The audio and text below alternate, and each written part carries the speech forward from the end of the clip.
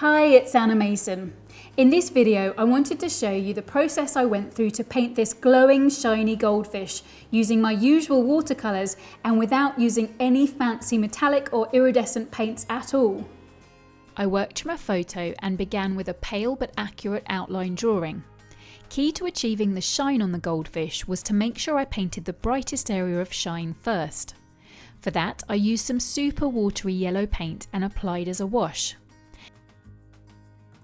Next, I used a duller and very slightly darker mix of yellow with a touch of grey to apply everywhere except for that area of highlight.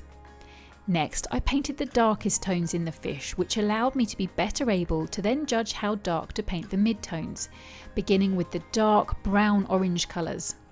The layer underneath was dry, so I made sure I left lots of little gaps through to the lighter colour underneath wherever the fish's skin was lighter than the mix I was working with.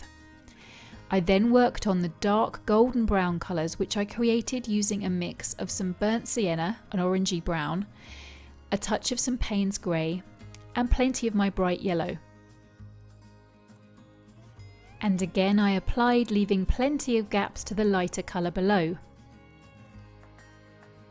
Next I added some orange to my bright yellow to create a vibrant warm yellow, which I applied wherever I could see this colour, including as a layer over the now dry golden browns I'd painted before to darken the lighter colours within that area, before going on to add a bit of detail with this colour into the main area of shine. It's subtle, but adding these details works wonders for creating the shimmery effect. I then darkened this colour a touch and added another layer to some key places, again adding detail with my brush to create the shine effects where the lighter colour was allowed to show through the gaps.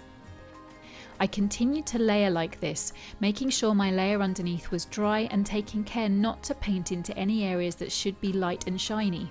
I applied a dark layer with lots of detail, then a wash of a lighter colour in the mid-tone areas to help make the main highlight stand out even more and to really help give the fish form.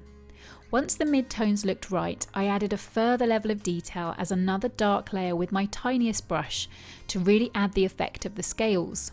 All the while, this extra dark detail was serving to make the bright highlight stand out even more because of the way in which tone or value appears relative to the values around it.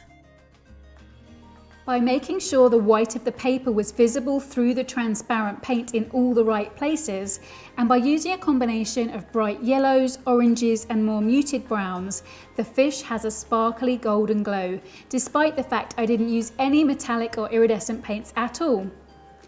A full video class of this goldfish, including detailed instruction on colour mixing, is available now in my online school.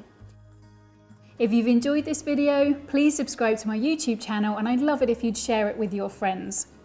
And if you'd like to take one of my tried and tested video classes for free, please visit annamasonart.com, where you can find even more resources to help you pick up your brush and paint the way you've always wanted to. But remember, you won't improve your painting unless you make the time to actually paint. So be sure to schedule in some me time this week and paint something you love. Thanks for watching, and I'll see you soon for another tip for creating watercolours with wow.